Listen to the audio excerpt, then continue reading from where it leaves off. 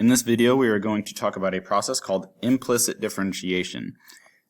To talk about implicit differentiation, we first need to probably describe or define what an implicit function is.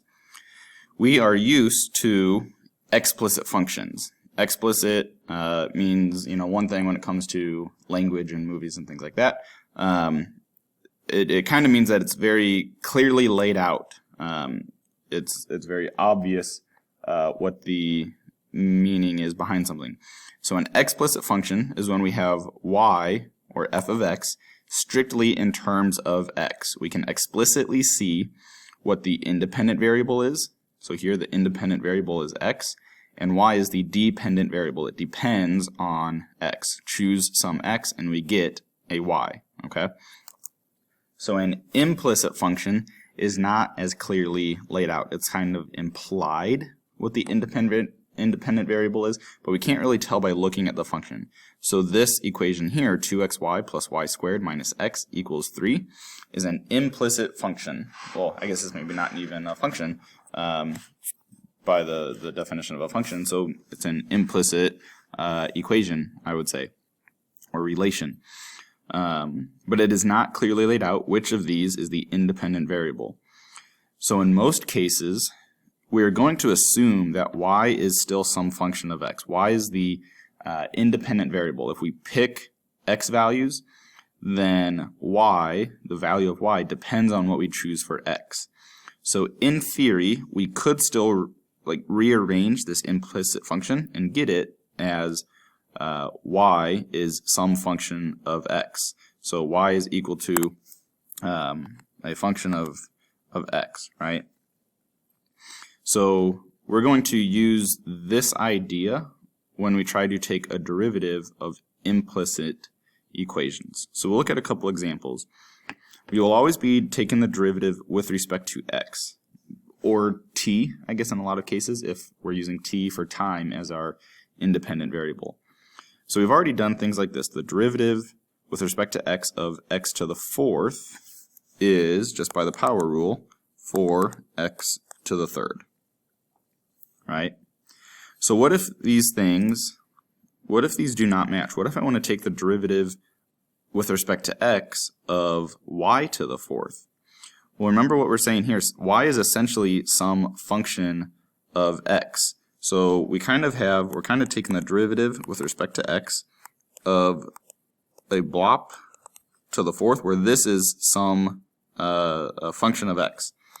So what we technically do here is apply the chain rule. So our blop inside is y, right? So we're going to use the chain rule for y to the third times the derivative of the inside. So times the derivative of y. But the issue there is we don't know what y is in terms of x. So we are going to just write that we still need the derivative of y with respect to x. So we would say that this is 4y cubed dy dx. We could also write this with y prime, so we could write 4y cubed y prime, but I think the tricky thing there is then this can often get mistaken for y to the first if we're not clear with our handwriting. So anytime that we take the derivative of y with respect to x, we basically apply the chain rule and then attach a dy dx, saying that this needs to be the rate of change of y over x, since we don't know what y is explicitly. Okay, so we're basically just saying we need the derivative of y, but we don't know what it is, so we just leave it there. In this next example, the derivative with respect to x of x squared plus 10y, derivative of x squared is just 2x, but then 10, and we apply the chain rule, so we would have times 1 y to the 1 minus 1, so y to the 0, and then the derivative of that inside, right, we're treating y like the inside, would be, again, the derivative of y with respect to x. We just don't know what that is. So this one simplifies to 2x plus 10 dy dx. If we wanted to take the derivative of x cubed y to the fourth with respect to x, we have to use the product rule. So we have two separate functions.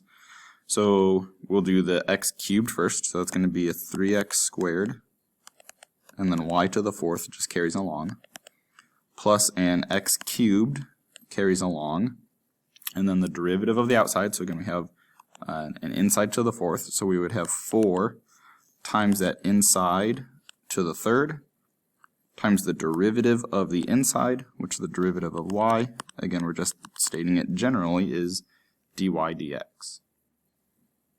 Okay, so that's how we take the derivative. We'll look and see how we would actually apply that then and use that. So let's look at the equation x squared plus y squared equals 16. This equation gives us a circle with a radius of 4 centered at 0, 0. We can use implicit differentiation to get a derivative that will tell us about the slope of the tangent line at any point around the circle. For example, at the point 0, 5, we have a horizontal tangent line. So if we were to plug in 0, 5, it's going to be horizontal. So this also kind of tells us that the derivative is going to depend on x and y. For example, here at 2, I have a tangent line up here, but at 2 I also have a tangent line down here. So our derivative needs to be able to differentiate between which of those 2 points we're looking at. So our derivative is also going to end up being implicit.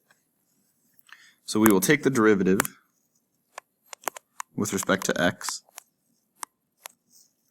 and we end up getting 2x plus, again we apply the chain rule, so 2y to the first times the derivative of the inside, which is just dy dx, equals, and the derivative of a constant is 0. Now here we can get the derivative by solving for dy dx, and that will tell us about the slope of the tangent line for some pair of x and y. So subtract 2x from both sides,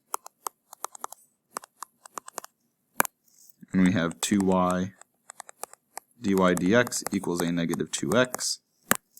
Divide both sides by 2y, and we get that dy dx is equal to a negative x over y. So now instead of plugging in just an x value to find the slope of the tangent line, we need to plug in an x and a y. So for example, at the point, so we'll do this, dy dx of the point 0, 5, right? So the tangent line up here, if we plug in 0 and 5, we have a negative 0 over 5, which is 0. So the slope of our tangent line there is 0. If we switch that and consider the point 5, 0, so plugging in 5 for x and 0 for y, we get a negative 5 over 0, which is undefined, which makes sense because we have a vertical tangent line. So if we were to choose any other point on this circle, so for example if we chose 2 and then whatever y value that is, plug those in, that's going to give us the slope for the tangent line at that point. But we have to plug in x and y because 2 is not going to be enough, because we would also have a tangent line with a negative slope up there at 2. So that's why it's going to depend, for an implicit equation, the derivative is also going to be implicit in most cases. It's going to depend on x and y.